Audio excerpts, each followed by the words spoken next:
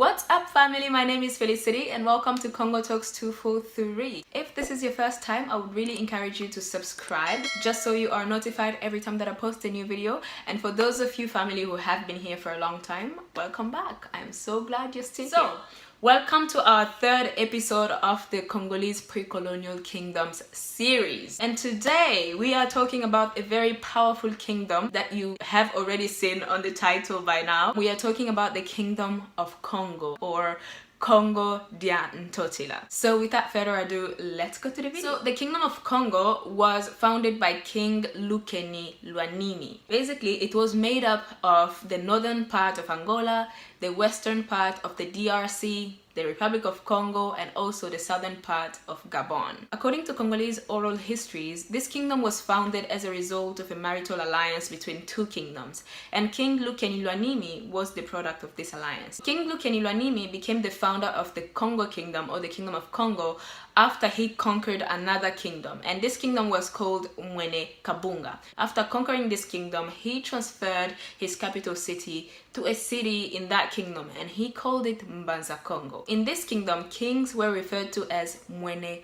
Congo. It simply means the lord or the ruler of the Congo kingdom. The official language spoken in the Kingdom of Congo was Kikongo. This kingdom was heavily centralized, and part of the reason why this happened is the fact that there was a high concentration of the population in the capital city of Massa Congo. It is said that 1 out of every 5 inhabitants of the Kingdom of Congo was living in Massa Congo, and what this meant is that resources, the military, and also food stuff were all available at the request of the king. So this made him very powerful. Additionally, what also facilitated this centralization was the fact that kings also had a tendency to appoint their close allies or the family members to government positions. But the way that kingship was passed on from one person to the next in the Kingdom of Congo was not very clear. There was not a clear structure that they followed, and basically what usually happened is there was always a conquest or a competition between people who are willing to take over the throne after the king or the present king dies, and that's usually what happened. Basically, the players of these conquests were usually nobles appointed in provincial governorships. They also included members of the royal council. Later on, it also included members of the church hierarchy, for example. So after the death of King Lukeni Lwanimi, Bokani Mavinga took over the throne, and his rule was a period of great expansion for the Kingdom of Congo, and it even went on to include some other nearby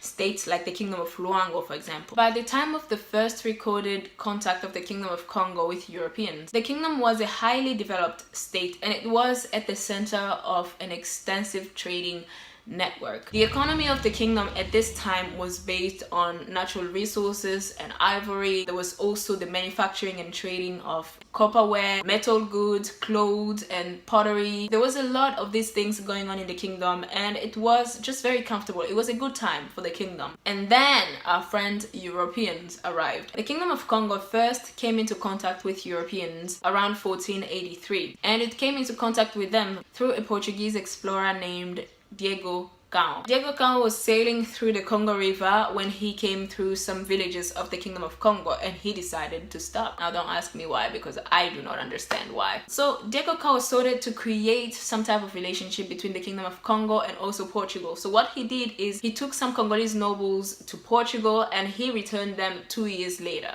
So this was between the 1483 and the 1485. Fast forward a couple of years later, in 1491, Diego Cao decided to go back to the Kingdom of Congo. But this time he didn't go back alone. He went with some Roman Catholic priests, and also he brought some soldiers with him. And this was kind of the start of their hidden motives in the Kingdom of Congo using Catholicism. So I'm guessing between the 1483 and 1491, him and his Portuguese government were probably planning on how to come and just mess up this amazing state that was just doing well in life. Anyways, let's move on. So they he came back with some Roman Catholic priests and also some soldiers. And what happened next is that, first of all, the king of Congo at that time, it was King Nzinganku, decided to convert himself to Christianity. He was baptized and he took another name of Joao I.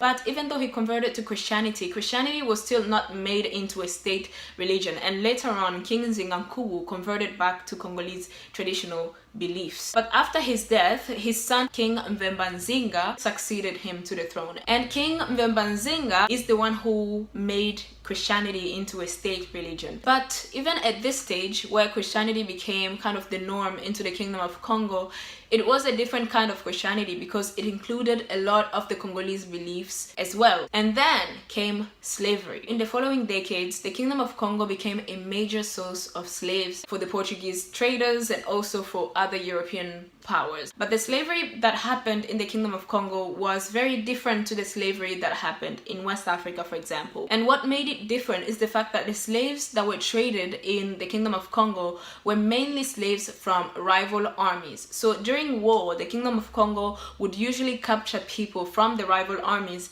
and sell them to the Portuguese merchants as slaves. King Mvembanzinga really maintained that these slave trades happen in accordance with the Congolese law. But after a while, the King of Congo started suspecting that the Portuguese were receiving illegally enslaved Congolese. And this is what kind of caused the relationship between Portugal and the Kingdom of Congo to start souring. So after the King of Congo suspected that some Congolese citizens were being enslaved illegally, he wrote to the King of Portugal and he asked him to stop the practice. He also appointed a special committee to kind of oversee the trades and ensure that they were legal. King Mvembanzinga also ruled until his death, and after he passed away, his son King Nkangamvemba took over the throne. But 2 years later, he was then overthrown by his nephew King Nkumbiampuri. King Nkumbiampuri also had some problems with the Portuguese because of the slave trade. So basically, King Nkumbiampuri had an agreement with Portugal that the slaves from the Kingdom of Congo could only be traded within the realm of Portugal. And basically what this meant is that the king regulated the slaves that were sold and also the people that were authorized to sell them. But what was happening is that Portuguese settlers in Sao Tome had a habit of sneaking into the Kingdom of Congo and basically buying slaves from the black market. It is said that around 5,000 to 10,000 slaves were sold in the black market every year. And so the king was not happy with it. And what followed is that he decided to break off all relations with the Portuguese and also decided to expel all the Portuguese that were found in the Kingdom of Congo at that time. And these conflicts of interest went on with most of the kings that followed through. So basically the Kingdom of Congo was trying to defend its people and the sovereignty of the kingdom from the people who came as friends. Be careful who you call friends. And a number of battles unfolded between the Kingdom of Congo and the Portuguese because of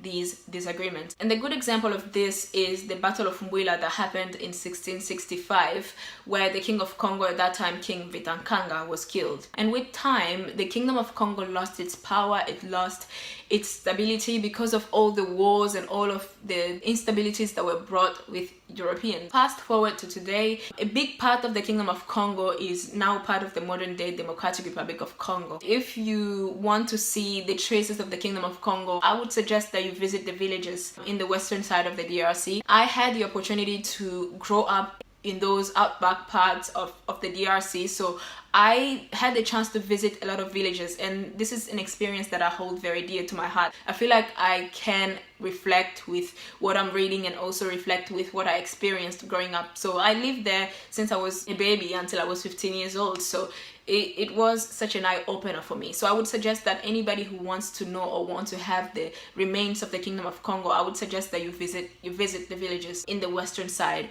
of Congo. It will be very useful for you. All in all, what I'll really say to you guys is that the Kingdom of Congo was a very powerful kingdom, and it is a kingdom whose history was heavily documented. There's a lot of things to learn about the Kingdom of Congo, and the way that I would suggest it is for us to learn about it event by event. So it's important for us to learn individual events separately to understand the Kingdom of Congo. So there is no video that can ever do justice to what it was, because it was a lot. But that was all for this video, guys. Thank you so much for tuning in. If you liked it, give it a thumbs up, and also subscribe if you are new, just so you are notified every time that I post a new video. I will see you guys next time. Bye.